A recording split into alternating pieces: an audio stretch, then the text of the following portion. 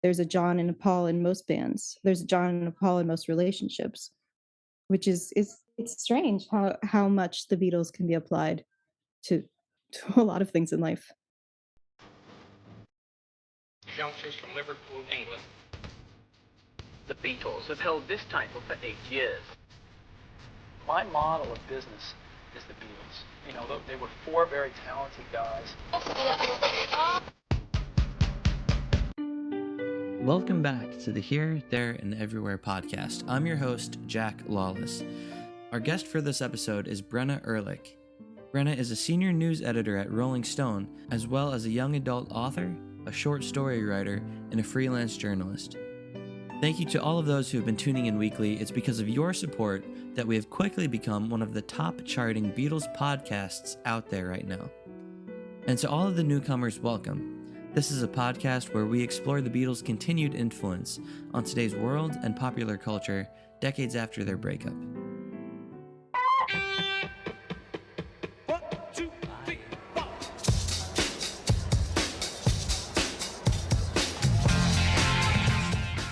Hey, Brenna, thanks for coming on the podcast. How are you today?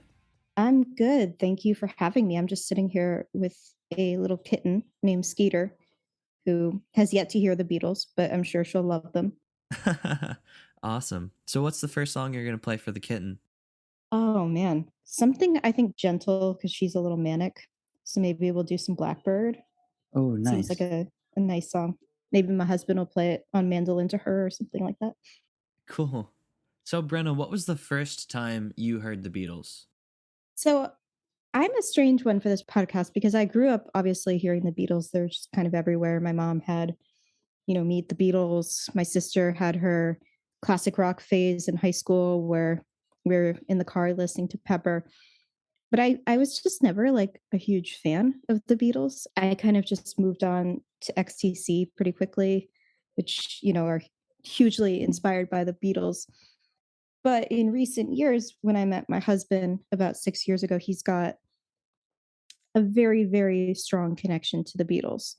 And he he kind of like immersed me in the Beatles to a point where it was kind of impossible not to appreciate it. Because if you grow up with the Beatles, you grow up with classic rock radio, it's kind of just like air at a certain point. There's, all the songs, you don't know how you know them. Um, but when we started getting together and, he would play the music and talk about, you know, the meaning behind it, the band, I got like a whole new appreciation for this band that I just kind of grew up discounting in a way. And I know that's strange to just kind of like get into the Beatles in your 30s. Um, but I think at that point I was able to see how much of the music that I liked was influenced by them kind of retroactively, not like getting into the Beatles and then getting into other bands, but being able to see those connections in music, and the lineage of music in kind of a backwards way. But getting this really strong connection to music that before had just been kind of like what was on in the radio when my parents and I were going to the grocery store. So I know that like a lot of your guests kind of grew up with the Beatles and it was this eye-opening moment. But it's kind of given me like a new filter to look through modern music and the evolution of modern music. So, when you listen to the Beatles now, after gaining your newfound appreciation for them, is there anything that stands out as unique about their music to you? I think it's just how wildly creative it is. Early Beatles is so formulaic. It's covers. It's love songs. They're well written, beautiful love songs. But when we get into later Beatles, the way that they progressed in just a few years is just mind blowing. And I feel like, in a certain way, like not to be old man yelling at the clouds, we don't see musicians expanding their toolkit that much without getting backlash. And just the creativity and freedom that they gave themselves to completely, you know, step away from what made them popular and expand to a whole new kind of even audience or a new palette of sound and writing is just incredible. And also, just getting to know all of the Beatles separately. We play a game in the car where my husband's just like, who's singing? Who wrote this? Like, who's playing guitar? And at first it was just kind of like, I don't know, like, but now I'm just like, oh, this is just obviously a John song. Like, you can tell, like, Paul couldn't write something like this. It's not within his wheelhouse. Or you see like Paul trying to write a John song. Yeah, it's just a kind of a fun way to learn about music in general and the way music is put together and the personalities that make up a band and the foils who play off of each other. Like, there's a John and a Paul in most bands. There's a John and a Paul in most relationships, which it's strange how much the Beatles can be applied to to a lot of things in life. Yeah, I know. It's like you can't escape that no matter where you go. So, Brenna, when did you decide you wanted to work at Rolling Stone? So I've wanted to work for Rolling Stone for as long as I can remember. Like most people, I saw almost famous in the theaters. Initially, actually, when I was a kid, I wanted to be a musician, or as I wrote in my kindergarten assignments, quote unquote, a rock star, because I was obsessed with David Bowie when I was a kid. David Bowie was like my Beatles. And over the years, I just kind of found that I had no talent for making music, but I was good at writing and went to journalism school. And Rolling Stone was, it was just, it was it for journalism. It was it for music journalism. It was it for investigative journalism. Just kind of this legacy, this amazing history of music and culture and politics and everything in between. So yes, it's a dream to work there now. I still can't believe it when I see the magazine at the store that my name is in there. So think um, I think my lucky stars every day, I guess. And has your career ever led you to a personal encounter with any members of the Beatles or the Beatles world? So I've not met the Beatles. I have met or had interactions with pretty much every single Beatles child. So I've met Sean a couple times. I interviewed him about one of his Les Claypool collaboration records, and I got to go to what was Yoko and John, one of their old apartments in New York that had been made into a recording studio. Mm. And he was just casually like, "Oh, this is one of my dad's guitars." Like, you know, very, very smart guy, and also looks so much like John. It's so strange. Just he's a like crazy mind, Sean Lennon. Like he just starts talking about bees and insects and like microorganisms. So you can see, you know, the lineage there. So I met Danny once when he had one of his records coming out, and he's just like such a kind, like affable guy, really sweet. And we were just talking about the the movie Mom and Dad Save the World came up, and he was just like, "Oh, my dad did the music for that." I was just like the way that they all kind of just say my dad is, and you're like, "You mean your dad, one of the Beatles?" And Zach Starkey, I don't believe I've spoken to him, but I used to work at Tidal and he did some playlists and things for us. But also he's just like he's got his reggae label, kind of like a spacey kind of guy, like Ringo. And I briefly met Julian at there was a Music Cares event at the Grammys for Joni Mitchell, and he was on the red carpet. And I wasn't expecting to see him, and neither was my husband, because we are huge fans of Hey Jude. My husband sang it at our wedding, and we were just kind of like, oh, that's Jude. And we weren't expecting to see him, and I didn't know what to ask him. And I just remember being like, oh, I met your brother. And he was just like, oh, he's a good lad. But yeah, it's strange to see these children of legends and the what they must shoulder as those kind of kids. And we did actually see Paul McCartney on his last show of the tour in New Jersey, where he brought out Bruce Springsteen and Bon Jovi. And it was 3 hours, didn't even take a sip of water the entire time. I think we cried 3 times. The woman next to us told us that she had survived cancer and she had just been waiting all year to go see Paul McCartney. And like when the show was over, we all hugged. So it's, Uh, you know, especially with live music, as everyone says, like live music has been kind of a non-entity for the last couple of years. And especially as you get a little older and you don't go to shows all the time. It's been a while since I've been to a show that's been like that kinetic and that emotional. Like you look at the man sitting next to you, like an older man singing along to Blackbird, and you're like, you probably sang that to your kids. And, you know, I think everybody has memories of the Beatles in a way that's so universal that it's staggering. So, what's your favorite memory of the Beatles? I mean, I would say a couple memories, and some of them are not happy memories, but my husband singing Hey Jude at our wedding and just like losing his mind. My husband's father was also a huge Beatles fan and he passed away. Actually, he and his father and his mother were supposed to visit us in New York for the first time, and I was going to get to meet his father. And he passed away the night before they were supposed to visit, and his luggage was sitting in the living room, and there was Rob Sheffield's "Dreaming the Beatles" on top of it. That he was ready to come talk to my husband about. I know you've had Rob on before. And my husband at the memorial for his father sang Strawberry Fields. And it was just, like just that music meant so much to them. And the bond between them is also partially why it's become to mean so much to me. It's not just music, it's the way that people bond. It's the memories and the relationships that they form over music.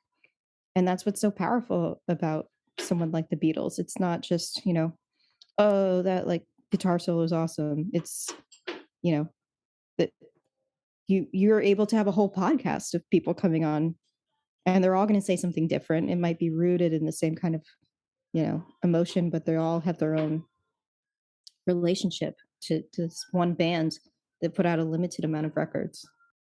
Yeah, I think that's a huge reason why they're the best group of all time. I don't think it's necessarily because of music technicality or how proficient they were on their instruments. I think it's because of how they ingrained themselves with people's lives and how their music is like intertwined. Yeah, it's just, and kids are discovering them all the time. I think, on streaming, like the biggest proportion of people listening to the Beatles are kids. You know, there's always somebody who's going to discover them, which is really cool. Do you have a favorite Beatle? That is a really hard question.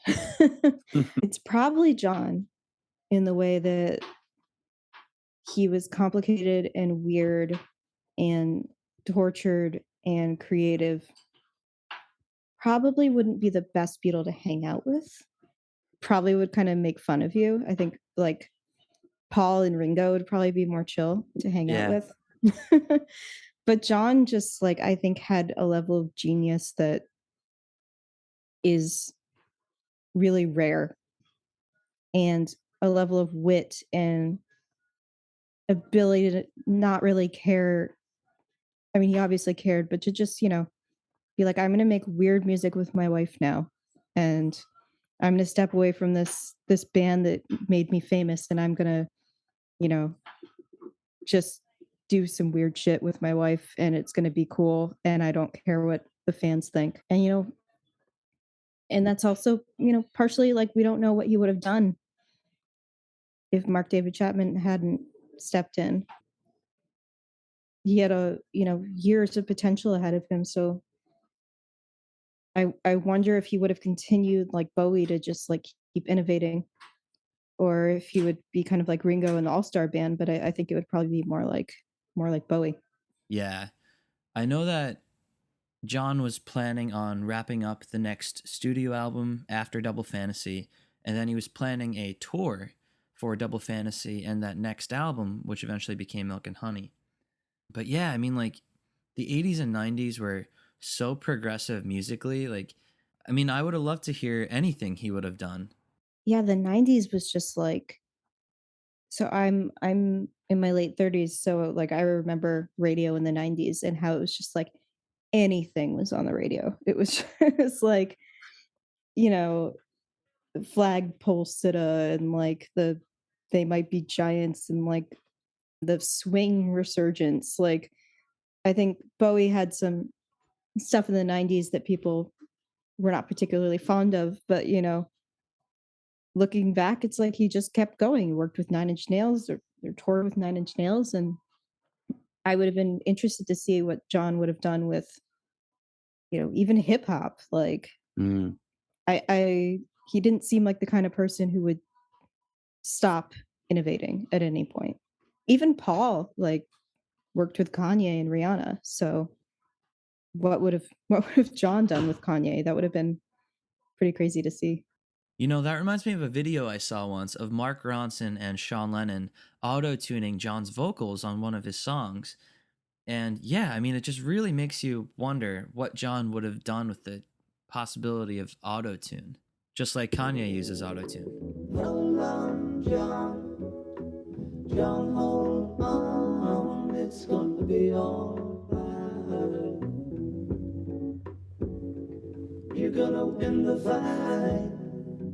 Yeah, they would have. I don't know if they would have worked together really well or if they would have like destroyed each other, but Right. I would have loved to see that. I would have loved to hear his thoughts on Oasis as well. Yeah, yeah. Oasis, is it Coldplay? All Yeah. those kind of Radiohead. I don't know if he ever was like aware of XTC, but I'd be curious to hear what he thought of them. That's kind of my favorite band of all time. So, Oh, yeah. which are definitely huge Beatles. And it was also the dichotomy between Andy Partridge, who's obviously the John, and Colin Moulding, who is the Paul.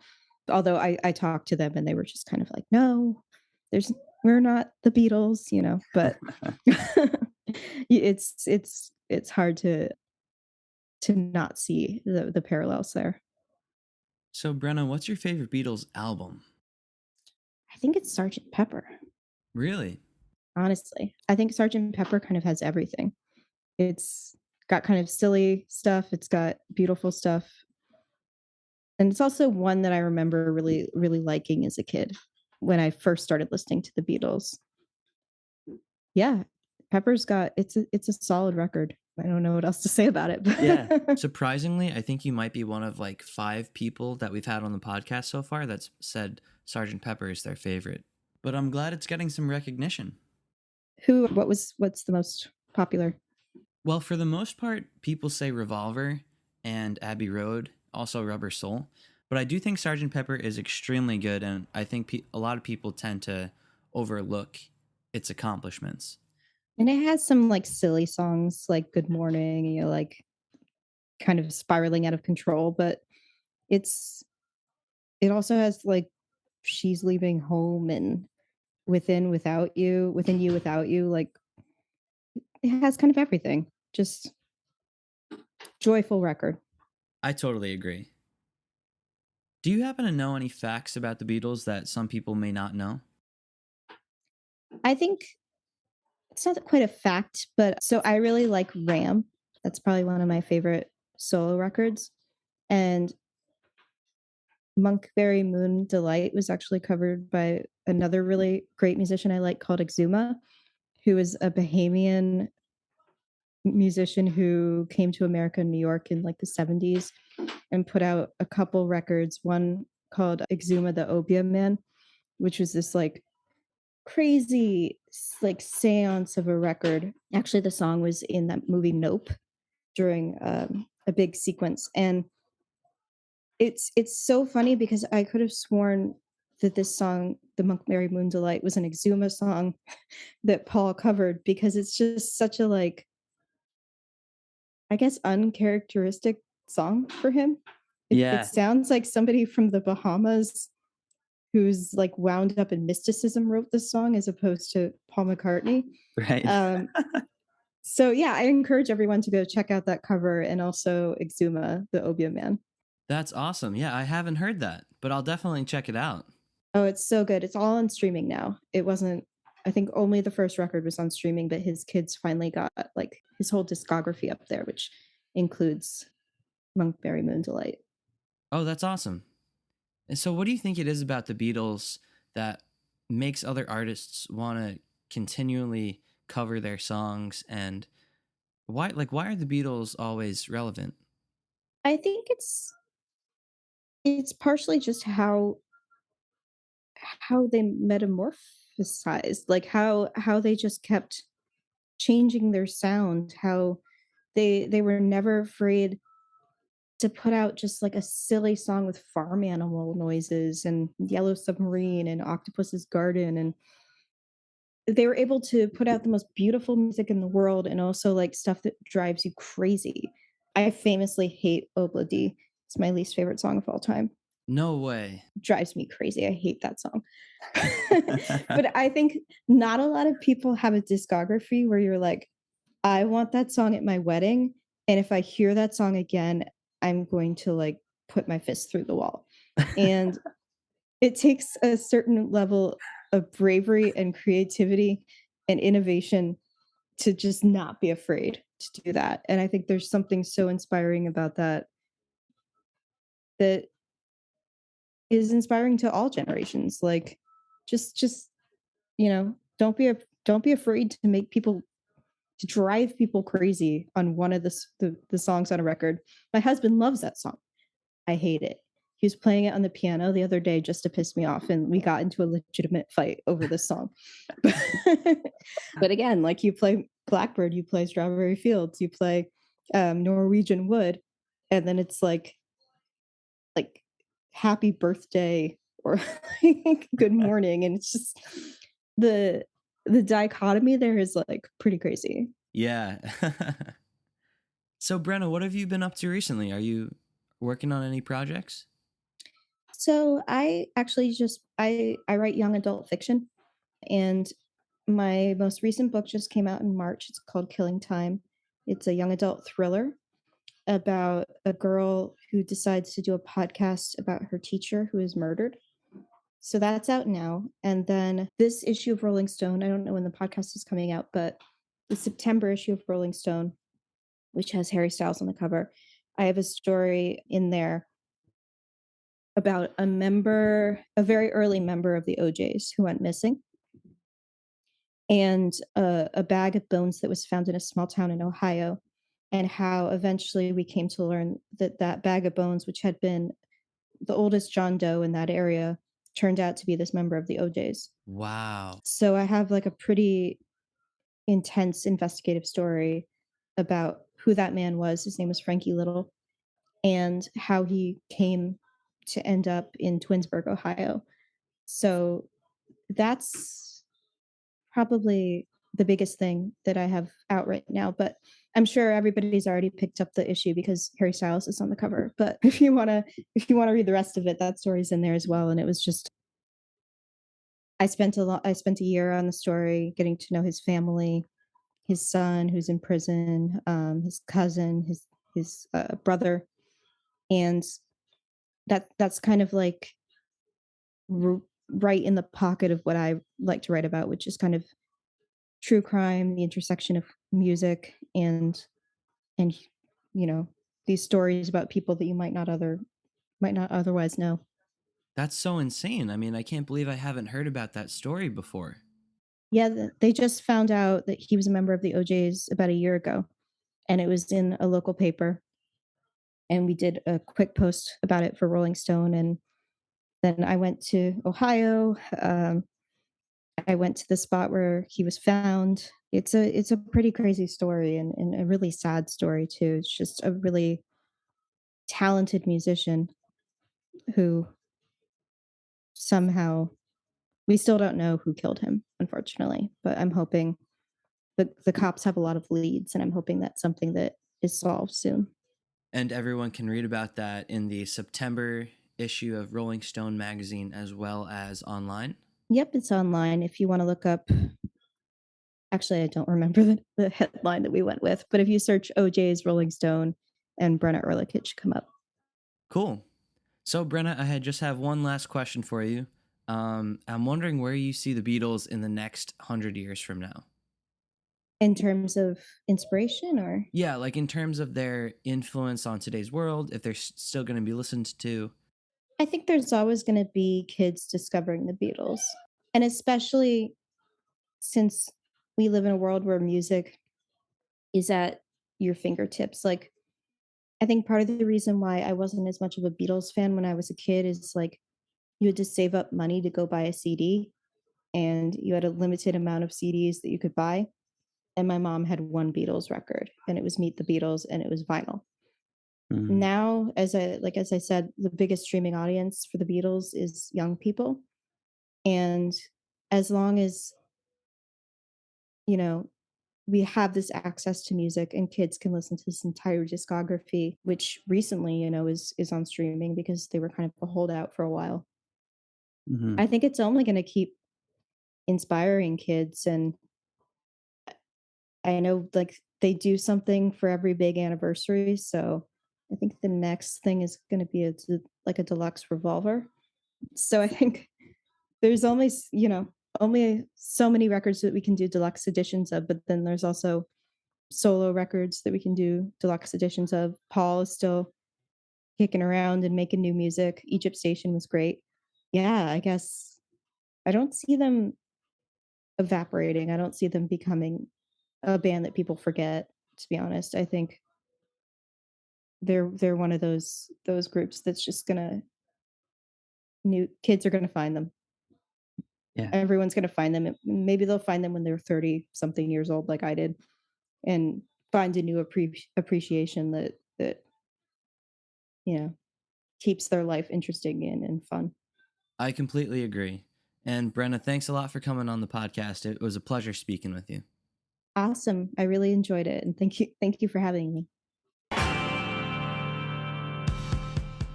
Thank you all for listening to another episode of the Here, There, and Everywhere podcast. I appreciate all of your support. Thank you, Brenna, for coming on the podcast and for all of your stories. You can find Brenna on Twitter at Brenna